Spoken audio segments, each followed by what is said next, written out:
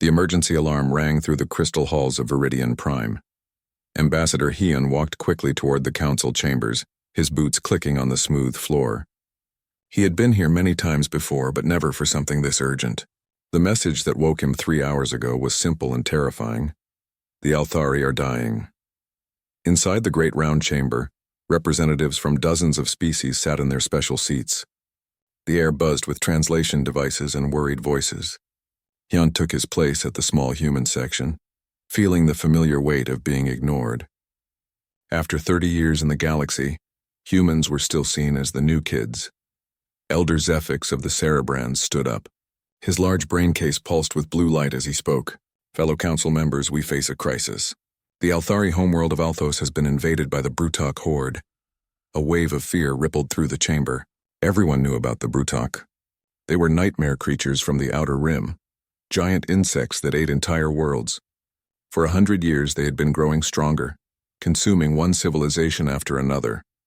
The Nautolan representative, Flowing Tide, spoke from her water tank. How long do the Althari have? Her voice bubbled through the speakers. Our calculations show they will be extinct in 72 hours, Zephix replied. His voice carried no emotion, just cold facts. The Brutok have deployed over 50 hive ships. They are strip mining the planet and processing the population. Hyun felt sick. He had met many Althari over the years. They were peaceful people, tall and graceful, with forearms and skin like frosted glass.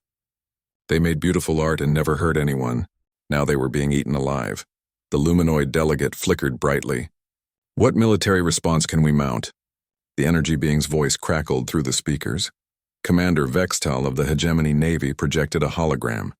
Our nearest battle fleet is 4 days away. Even at maximum speed, we cannot reach Althos in time. What about your forces? Flowing Tide asked the luminoids. Our energy weapons are useless against Brutok bioarmor. We learned this at the Kef massacre 20 years ago. The chamber fell quiet. Hyun knew what everyone was thinking. Another world would die while they sat here talking. It had happened before. It would happen again. Perhaps we could send a diplomatic mission, suggested Senator Quill of the Avian Collective. The Brutok might be reasoned with. Hyun almost laughed. The Brutok didn't negotiate. They consumed. But he stayed quiet, as humans always did in these meetings. Elder Zephix consulted his datapad. I propose we form a strategic response committee.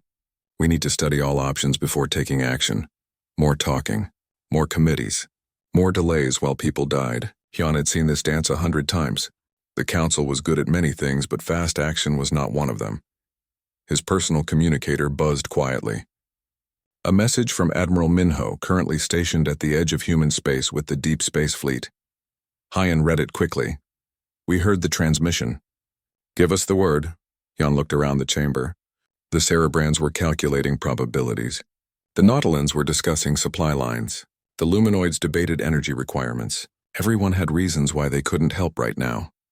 The Committee for Strategic Response will meet tomorrow morning, Elder Zephix announced. We will have preliminary recommendations by the end of the week. The end of the week. The Althari would be dead for 4 days by then. As the session ended, other delegates filed out slowly, talking in small groups. Some seemed genuinely sad about the Althari. Others were already thinking about trade opportunities once the crisis passed. This was politics. The art of looking concerned while doing nothing. Hyun stayed in his seat staring at his communicator. Admiral Minho was waiting for orders. So was Captain Ji-won with her drop troops. Dr. Nari with her research. General Yunho with his special forces. The entire human military machine was ready to move, but they needed official permission from the council. Permission that would never come in time. Flowing Tide approached his seat. Ambassador Hyun, your species is still learning our ways. You must understand we cannot act without proper authorization. I understand perfectly, Hyun replied. You're going to let them die. That is unfair. We are doing everything we can within the system. The system is broken, perhaps, but it is the system we have. After she left, Hyun sat alone in the empty chamber. Through the crystal windows, he could see the lights of the diplomatic quarter. Thousands of beings from hundreds of worlds, all committed to peace and proper procedure, all useless when it really mattered. His communicator buzzed again. This time it was Captain Ji-won. Sir, my people are ready. We can be in space in 6 hours. Then Dr. Nari. The weapon systems are complete, field tested and ready for deployment. Then General Yunho. Special forces are standing by. Just give the word. Hyun looked at the empty council chamber one more time. Tomorrow they would meet and form committees. Next week they might have a plan. By then the Althari would be nothing but protein paste in Brutok feeding pools. He typed a simple message and sent it to the human military network. The council has declined to act. The situation is desperate. Do what you think is right. Within minutes, responses flooded back, not from politicians or diplomats, but from soldiers and scientists and engineers who had spent their whole lives getting ready for exactly this moment. Copy that. Moving to save lives. Fleet is launching. See you at Althos. Time to show them what humans can do. Hyun walked out of the Crystal Palace into the night air of Viridian Prime. Above him, stars twinkled peacefully in the alien sky. One of those stars was Althos, where people were dying while the galaxy debated proper procedure. But help was coming. Not from the council, not from committees or proper channels, but from the one species in the galaxy that still remembered how to act when action was needed. The Deathworlders were going to war. Admiral Minho stood on the bridge of the TDS Retribution, watching his fleet prepare for war. 37 ships hung in space around him, their hulls dark against the stars. They weren't the massive dreadnoughts that other species built. Human ships were different, lean, fast, and built for one purpose: winning fights. Status report, Minho called out. Lieutenant Soman looked up from her navigation console. All ships report ready, sir. We can jump in 15 minutes. Weapons? Commander Taewon grinned from his station. Loaded and locked, Admiral. Dr. Nari's new toys are installed on every ship. Minho nodded. While the galaxy debated, humans had been preparing. For 2 years, ever since they first learned about the Brutok, human scientists and engineers had been working on solutions. Not committees or studies, but actual weapons that could kill the enemy. On the lower deck, Sergeant Deho supervised the final engine checks. His team had been working for 18 hours straight, but they showed no signs of stopping. Human ships didn't break down when lives depended on them. Admiral, came a voice from the communications station. General Yunho on Luna Base. The screen flickered, showing a scarred man in military uniform. Behind him, Minho could see soldiers running in formation and shuttles taking off. Minho, my people are ready, Yunho said without greeting. Colonel Yunbi has her special forces loaded and launching. They'll meet you at the rally point. How many? 5,000 of our best, including Captain Jiwan's drop battalion. Minho smiled grimly. 5,000 human soldiers were worth 50,000 of anyone else. These weren't normal troops. They were men and women who had trained in environments that would kill most galactic species. Arctic wastes, volcanic zones, deep ocean trenches, places where only humans could survive. The screen changed to show Dr. Nari at the Titan research facility. She looked tired but excited. Admiral, the weapon systems are ready for field deployment, she reported. We've found their weakness. Explain. Brutok bioarmor evolved over millions of years to resist energy weapons and projectiles. But it has no defense against electromagnetic pulse at specific frequencies. We can literally shut down their nervous systems. Minho had seen the test footage. Brutok specimens writhing and dying as their own armor turned against them. It was brutal and efficient, exactly what they needed. How many weapons do we have? Every ship, every soldier, every fighter craft. We've been mass-producing them for 6 months. Smart. While the Council talked about the Brutok threat, humans had been building tools to end it. On the assault transport Soul's Fury, Captain Jiwan briefed her drop troops. 300 men and women in black armor sat in perfect silence listening to their commander. The enemy has over 2 million warriors on the surface, Jiwan said calmly. They think that makes them strong. They're wrong. Corporal Hanul raised her hand. Ma'am, what's the civilian situation? Bad. The Althari are hiding in underground caves. Most of their cities are gone. The Brutok are processing survivors into food. A low growl ran through the room. Human soldiers had one rule that never changed: protect the innocent. The Brutok had just made themselves every human's personal enemy. Our job is simple, Jiwan continued. Get the civilians out. Kill everything that tries to stop us. Questions? Sergeant Bora spoke up. Rules of engagement? There are no rules against insects. The room erupted in grim laughter. Back on the Retribution, Admiral Minho received updates from across human space. The speed of mobilization shocked even him. When humans decided to act, they acted fast. From Earth Defense Command, all orbital platforms armed and ready. From Mars Industrial, ammunition production increased by 400%. Additional supplies launching hourly. From the Asteroid Mining Consortium, emergency metal shipments approved. Bill us later. From Europa Medical, field hospitals prepared for casualty treatment. Every part of human civilization was contributing, not because they were ordered to, but because it was the right thing to do. Admiral, Lieutenant Soman called out. Jump coordinates calculated. We're not going directly to Althos, correct. We're going to staging point 7. The bridge crew looked confused. Staging point 7 was supposed to be empty space. Minho smiled at their expressions. While the galaxy maps trade routes and diplomatic zones, humans map battlefield advantages. We've had supply depots hidden throughout unclaimed space for 20 years. As the fleet prepared to jump, communication came in from unexpected sources. The Althari resistance broadcasting from deep underground caves. Any vessels receiving this signal, please help us. Came a weak transmission. We are dying. Our children are dying. Please, someone help us.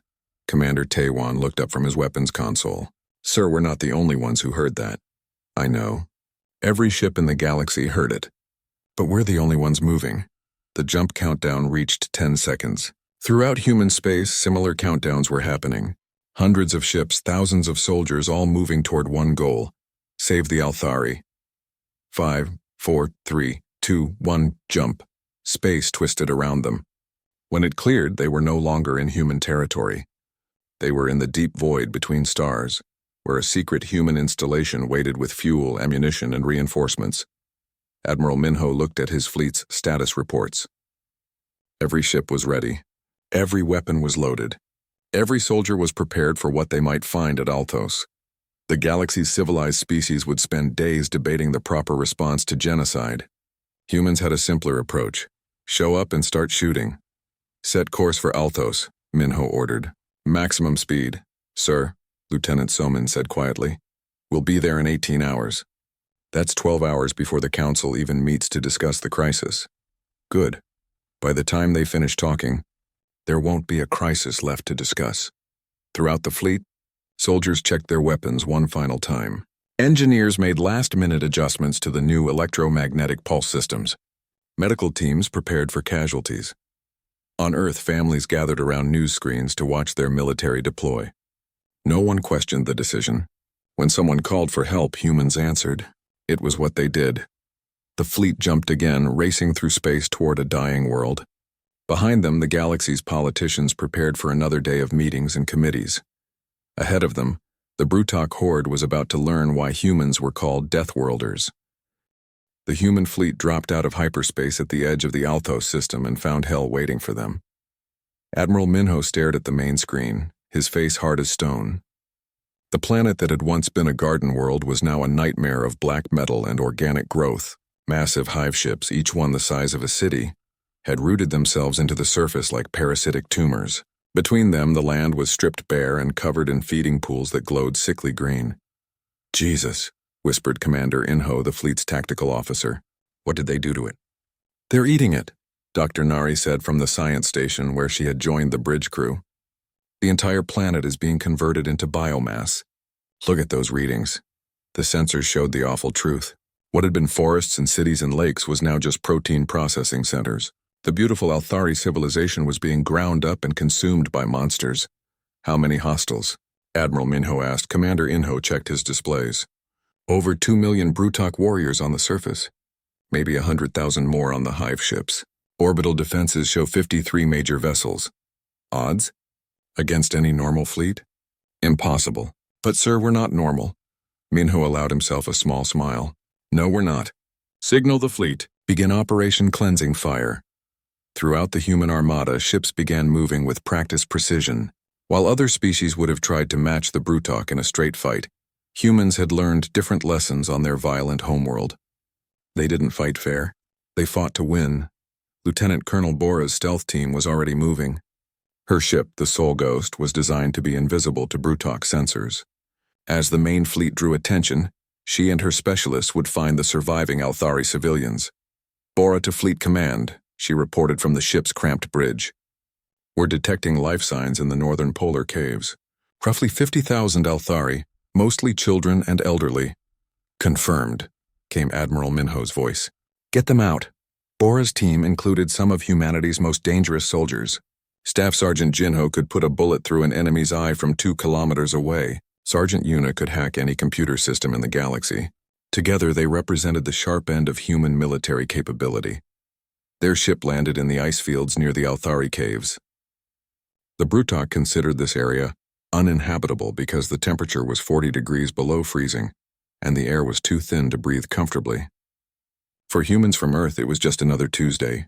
Move fast, stay quiet, Bora ordered as her team emerged from the ship. They wore full environmental suits, but unlike the bulky armor other species needed, human gear was sleek and efficient. Inside the caves, they found horror. Thousands of Althari refugees huddled in the darkness, many of them injured or sick. The beautiful four-armed beings looked up at the humans with hope and fear. We are here to help, Bora said in the Althari language. We are getting you out. Meanwhile, Captain Jiwan's drop battalion was preparing for the largest orbital assault in human history. 300 soldiers in individual drop pods aimed directly at the most dangerous locations on the planet's surface. Listen up, Jiwan told her troops over the comm system. We're not landing in a safe zone. We're landing in their feeding centers, the places where they process civilians into food. I don't need to tell you what that means. Corporal Hanul checked her weapon one more time. Ma'am, what's the collateral damage policy? There are no Althari civilians in the target zones. They've all been processed. Kill everything that moves. The drop pods launched like bullets from the human ships. Each one contained a soldier trained to fight in any environment. Armed with weapons that could function underwater, in vacuum, or in temperatures that would kill most galactic species. Jiwan's pod hit the surface near the largest feeding center, a grotesque structure of metal and living tissue. She emerged from the smoking crater with her rifle ready, just as 3 Brutok warriors came to investigate the crash. The creatures were nightmarish, 8 feet tall, covered in bio-armor, with 4 arms ending in razor claws. They had terrorized the galaxy for a century. Jiwan killed all 3 in under 2 seconds. Her electromagnetic pulse rifle sent focused bursts of energy that disrupted their nervous systems at the cellular level. The bio-armor that made them nearly invincible against other species was useless against human weapons designed specifically to counter it. Touchdown successful, she reported. Beginning primary objectives. All around the planet, similar scenes were playing out. Human soldiers landing in impossible locations, fighting enemies that other species considered unbeatable, and winning through superior training and equipment. Dr. Nari's weapons were proving devastatingly effective. The Brutok had evolved over millions of years to resist energy beams, projectile weapons, and chemical attacks, but they had never encountered technology that could make their own armor kill them. Above the planet, Admiral Minho's fleet engaged the Brutok hive ships in the kind of space battle that would be studied for generations. Human vessels darted between the massive enemy ships like sharks attacking whales, targeting critical systems with surgical precision. Target their nerve clusters, Minho ordered. Don't try to destroy them. Paralyze them. The electromagnetic pulse weapons work just as well in space. Brutok hive ships that had seemed unstoppable suddenly went dark as their biological systems shut down. Warriors inside the ships died by the thousands as their armor turned against them. But the real demonstration of human capability came when Major Donghyun's special operations team infiltrated the primary command hive. While other species would have tried to fight their way through millions of defenders, the humans had a different approach. They poisoned the water supply. Sergeant Jamin, the team's chemical warfare specialist, had analyzed Brutok physiology for months. He knew exactly which compounds would be most effective. Within hours of contaminating their water system, Brutok warriors began dying in agony as their own biology turned toxic. This is what happens, Donghyun said over the tactical network, when you fight a species that evolved in a world where everything tries to kill you. We know how to kill back. The battle was brutal and efficient. Humans didn't waste time with honor or fair play. They used every advantage they had, superior technology, better training, and the kind of strategic thinking that came from surviving on a death world. By the end of the first day, half the Brutok forces were dead or dying. The creatures that had terrorized civilizations for a century were learning what terror really meant. But Admiral Minho wasn't satisfied with just winning. He wanted to make sure this never happened again. As his fleet prepared for the final assault on the Brutok mothership, he opened a channel to the entire human force. "This is why we fight," he said simply. "Not for territory or resources or political advantage. We fight so that no one else has to watch their children get eaten alive while politicians debate proper procedure." The human forces responded with deadly efficiency. They had come to save the Althari, and they were going to finish the job completely. 3 months after the Battle of Althos, Ambassador Hyan stood before the Galactic Council Tribunal, facing the most important trial in galactic history. The crystal chamber was packed with representatives from every major species, all watching as humanity's actions were judged by the civilized galaxy. Elder Zephix read the charges in his emotionless voice. The human military stands accused of genocide against a sentient species, violation of galactic warfare conventions, unauthorized military intervention, and excessive application of force. Behind Hyun sat Admiral Minho, still wearing his military uniform despite the tribunal's request that he appear in civilian clothes. Beside him were Captain Jiwon, Dr. Nari, and a dozen other human officers who had participated in the Althos operation. "How does humanity respond to these charges?" Zephix asked. Hyun stood slowly. "We respond that we saved 50,000 innocent lives while you debated proper procedure.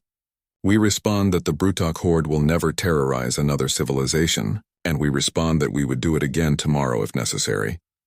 A murmur ran through the chamber. This was not the humble apology the council had expected. Flowing Tide spoke from her water tank. "Ambassador Hyun, you must understand our concerns. Your species eliminated the Brutok completely, not just defeated them, made them extinct. This level of thoroughness is unprecedented in galactic warfare. So is letting children be eaten alive while politicians form committees." The luminoid delegate flickered angrily. "You had no authorization for military action in council space.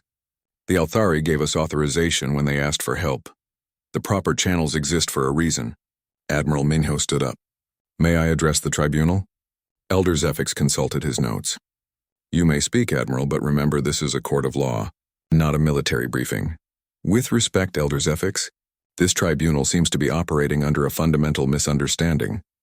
Minho's voice carried the authority of a man who had commanded fleets in combat. "You keep talking about violations of galactic law, as if those laws were more important than the lives we saved. Laws maintain order. Laws that don't protect innocent people are worthless." Minho gestured to the viewing gallery, where Althari survivors sat watching the proceedings. "Prima Yelnara, would you please stand?" The Althari leader rose gracefully. She had been elected by the refugees to speak for their people. Her forearms moved in the traditional gesture of formal address. "Honored Council," she said in perfect galactic standard, "I speak for the 47,000 survivors of my world. We owe our lives to the humans, not just our individual lives, but the continued existence of our entire species." Elder Zephix shifted uncomfortably. "Prima Yelnara, no one questions that the humans acted with good intentions." Intentions? Her voice carried a note of controlled anger that surprised everyone. "The Althari were known for their calm demeanor. Elder Zephix, when the Brutok invaded our world, we sent desperate pleas across the galaxy. Every species with military capability received our distress calls." She turned to face the assembled delegates. "You all heard our children crying for help. You all knew we were being murdered. And you all chose to form committees instead of taking action." The chamber fell silent. The humans did not choose. They acted. When we called for help, they answered. When we faced extinction, they fought for us. When the galaxy abandoned us, they saved us. Prima Yelnara reached into her ceremonial pouch and withdrew a data crystal. "This contains the formal request of the Althari people. We hereby petition to withdraw from the Galactic Council and place ourselves under the protection of the Terran Alliance." The announcement sent shockwaves through the chamber. Never before had a council member species requested withdrawal to join another political entity. Commander Vextal of the Hegemony Navy stood up. "Prima Yelnara, surely you're acting under emotional distress. The human military methods are extreme. They eliminated an entire species without attempting negotiation or quarter." Dr. Nari stood from her place in the gallery. "Permission to address that point."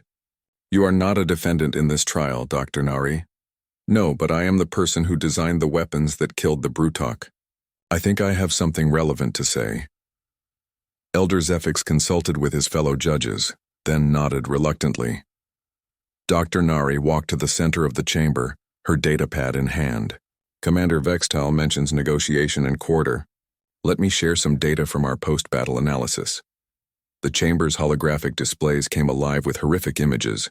Processing pools filled with dissolved Althari civilians, nursery chambers containing millions of Brutok larvae, genetic analysis showing systematic adaptation for consuming sentient species. The Brutok were not just conquerors, Dr. Nari said calmly. They were a plague. Their entire civilization was based on consuming other civilizations. They had no agriculture, no manufacturing, no culture beyond killing and eating. She manipulated the display to show breeding statistics. Our analysis indicates that if left unchecked, the Brutok would have consumed every inhabited world in this galaxy within 50 years. Every species represented in this chamber would have been extinct. The delegates stared at the projections in growing horror. Commander Vextal asks why we didn't attempt negotiation. Here's why. The Brutok language has no words for mercy, surrender, or peace. Their concept of negotiation is deciding which parts of you to eat first. Senator Quill of the Avian Collective spoke up. But surely some accommodation could have been reached. With creatures that see you as food? Dr. Nari's voice grew hard. Senator, would you negotiate with a virus? Would you seek accommodation with a cancer? Captain Jiwan stood up. If I may, the real issue here isn't what we did to the Brutok. It's what we revealed about this council. Explain, Elder Zephyx said. While you debated proper procedure, people died. While you followed protocols, children were eaten alive. While you worried about authorization, an entire species faced extinction. Jiwan's voice carried the weight of authority. You failed in your most basic duty, protecting those who asked for your help. The chamber erupted in angry voices, but Admiral Minho's next words cut through the noise like a blade. The trial is over. Admiral, you cannot simply... The trial is over because the plaintiff has withdrawn from your jurisdiction. Minho gestured to Prima Yelnara. The Althari are no longer council members. They are citizens of the Terran Alliance. Any grievances about their rescue must be taken up through diplomatic channels. Elder Zephyx consulted frantically with his legal advisors. After several minutes, he looked up with obvious reluctance. The human delegation is technically correct. Without Althari testimony, there is no case for unauthorized intervention in their territory. And the other charges? Remain under consideration. Ambassador Hyon smiled. Consider all you want. While you debate, we'll be protecting people who need protection. As the tribunal adjourned in chaos, Hyon walked out with his military officers. In the corridor, Prima Yelnara approached them. Ambassador, my people have a question. Yes? When the next distress call comes, and it will come, will humans answer again? Hyon looked at Admiral Minho, who nodded once. Prima, as long as there are humans in this galaxy, no one who asks for help will be abandoned. 6 months later, another desperate transmission reached galactic space. The distant Kythera system reported unknown attackers consuming their outer colonies. The Galactic Council immediately began forming another strategic response committee. But in human space, Fleet Admiral Minho was already mobilizing the Terran Defense Force. Dr. Nari was analyzing threat data. Colonel Jiwan was preparing her expanded drop forces, now including Althari volunteers trained in human military techniques. The message went out across human space, broadcast on every frequency. Kythera calls for aid. We respond. The galaxy had learned a new truth. When civilizations called for help, Deathworlders answered. Not with committees or debates or proper procedure, but with ships and soldiers and the kind of determination that came from a species that had survived by never giving up. In the depths of space, unknown threats waited. But they would learn what the Brutok had learned. Humanity protected those who could not protect themselves, and they were very good at it. The Brutok mothership hung in space like a cancerous moon, its surface writhing with organic conduits and weapon systems. For over a century, it had been the terror of the galaxy, an unstoppable fortress that had consumed dozens of worlds. Admiral Minho studied it through the Retribution's main screen. The ship was massive, easily 10 times larger than his entire fleet combined. Any sane military commander would call for reinforcements and plan a siege lasting months. Minho was not feeling particularly sane. Commander Inho, status on the surface operation? Captain Jiwan reports all primary objectives completed, sir. The feeding centers are destroyed. Major Dongyin's team has eliminated the command structures. The Brutok ground forces are in complete disarray. Casualties? 17 wounded, 3 serious. No deaths. The bridge fell silent. Against 2 million enemy warriors, the human forces had taken essentially no losses while achieving total victory. It was the kind of result that would reshape galactic military thinking. Sir, Dr. Nari called from her station. I'm detecting something unusual from the mothership. The Brutok aren't just retreating, they're terrified. On the screen, sensor data showed the massive ship's biosignatures spiking erratically. The creatures inside were releasing massive amounts of stress chemicals. They've never faced anything like us before, Admiral Minho said. For the first time in their species' history, they're the prey instead of the predators. Captain Hansung's voice crackled over the comm from his destroyer, Fuzen's Pride. Admiral, request permission to execute ramming attack on the mothership's neural core. Denied. Too risky. Sir, with respect, my ship is the fastest in the fleet. If I can punch through their outer hull and detonate our entire ammunition store inside their brain center, it's over. All of it. The whole Brutok species ends today. Minho hesitated. It was exactly the kind of crazy, aggressive solution that humans were famous for. It was also likely to work. Hansung, you have a crew of 60 people, who all volunteered for this mission knowing the risks, sir. We didn't come here to play it safe. On the surface of Althos, Lieutenant Colonel Bora was leading the last group of Althari refugees to the evacuation ships. The surviving aliens looked at their human rescuers with something approaching worship. One of them, an elderly Althari named Veltar, who had been a scientist before the invasion, approached Bora as she supervised the loading.